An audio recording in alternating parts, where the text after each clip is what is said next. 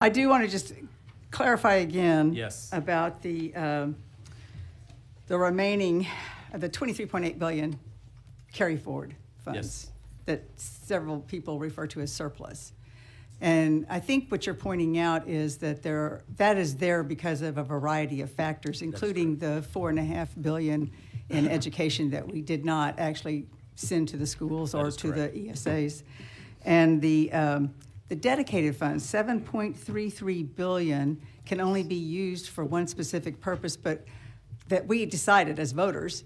But what I also understand, I think you have said, and I just want to clarify, that is available for one-time use. We can use those dollars, have to be spent by you and appropriated for those specific purposes, but for balancing the budget, Right. those can be utilized during that time to balance them. And in part of that is not just when we certify the budget, but then obviously they can be used for cash flow purposes. But Right. they can only be spent on that one purpose. So if we counted it as on the books, there's money there because we did not appropriate it for its purpose, would we be able to use that toward whatever we're spending, knowing, I assume that would kind of consider that debt. You'd have to pay it back. It would be one time because it's not ongoing.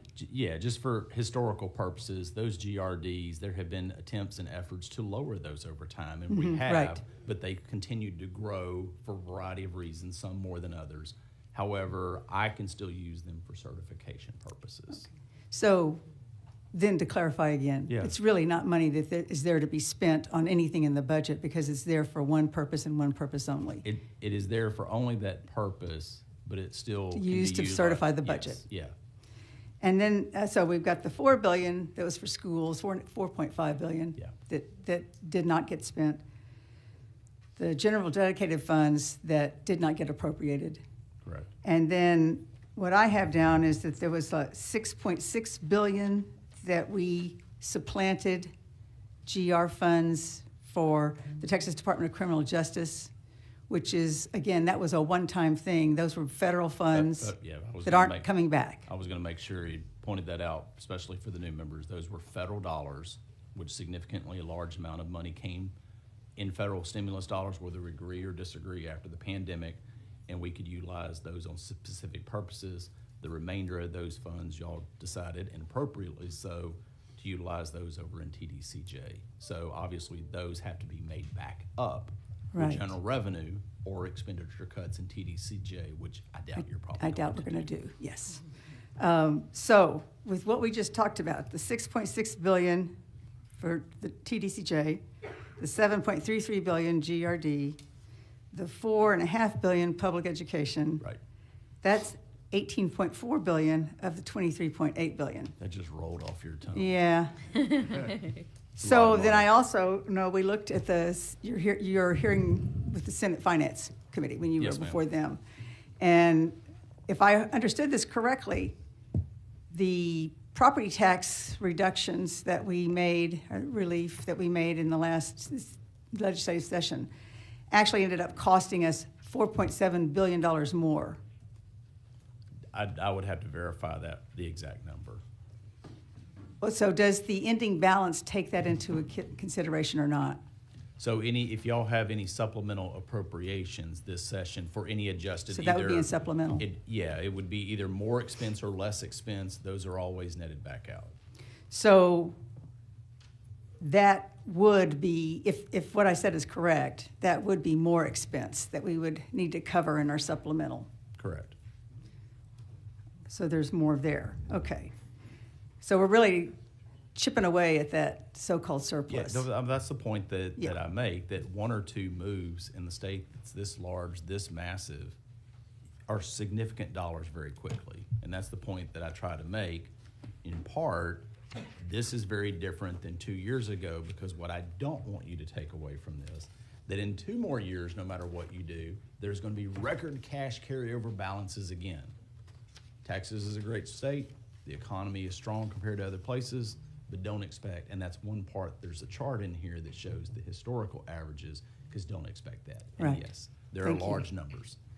And then just real quickly about the ESF, Yes. On the chart that you have where you project the future without a cap, Yes. what would be coming in, is that also, is that making assumptions about what the increase might be in the biennial appropriations because it's based on, So this, if you're referencing this chart right here, Representative, I think so. which is currently with the cap and without the cap, these assumptions are simply what we think the fund will continue to have moved into it without the cap and with the cap, because with the cap, there's nothing moving over there, it's staying in GR. It also assumes interest or investment earning income, so the growth in that's why it moves from the current fund balance, but it's not taking into account any assumptions that you appropriate funds out of the ESF, because I don't know what those would be. Right. So I'm trying to make it a Right. simple apples and apples But the comparison. cap would be based on the previous bienniums. It is always, it's And- 10%. and is that built into 10%, this? Yeah, this is assuming what that growth would be over time. The growth in Yes. appropriations. Just kind of historical Yeah, averages. okay. So, 5.6 billion in 26 and 27 Yep. would spill back over, plus that 307 million from this November's transfer. Spill back over into GR where we have Correct. a spending limit. Correct. So we may or may not be able to take That advantage is of it when it correct. spills back over That to is GR. correct. That is correct. But indeed, as we have done before with the State Highway Fund, there would be opportunities here perhaps to look at utilizing the money above the cap to create some kind of perpetual fund, maybe for water, That's correct, yes. and to seed fund it with that. That's correct. And my understanding also is that the rating houses, Moody, Fitch, those, that they look at not only the amount of rainy day fund you have to cover shortfalls in your budget, but also look at, are you using it to invest in infrastructure? Yeah, part of the issue that I kind of explain is that if not having a state savings account is obviously a knock against you because you don't have a tool in the toolbox that can weather the storm when there's a downturn in the economy, which there's going to be, no matter what. Right. We're tied to the global economy.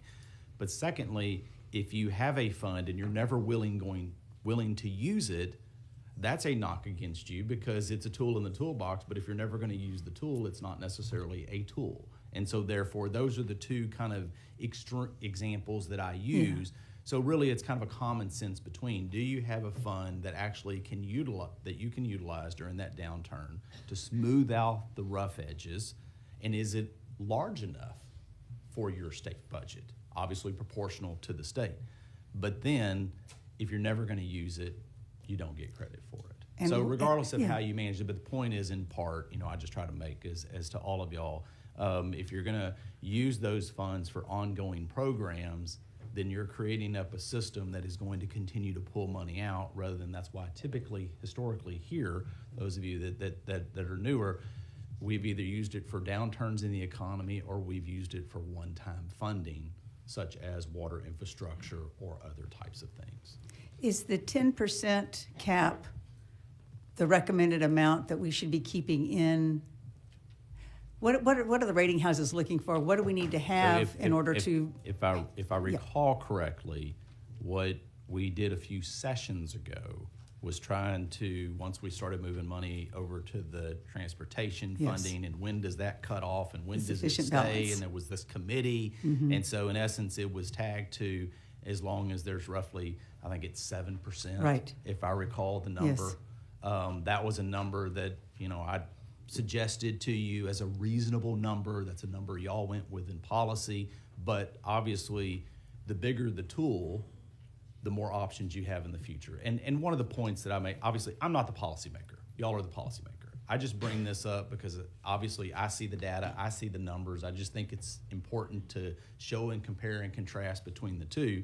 And back in the 1980s when the ESF was created, it was oil and gas severance tax, but the irony is there was going to be no more severance tax. Right. And the Phoenix was reborn. Yep. We have this plethora of money coming in, which is a blessing, but at Yes. some point it will play out again.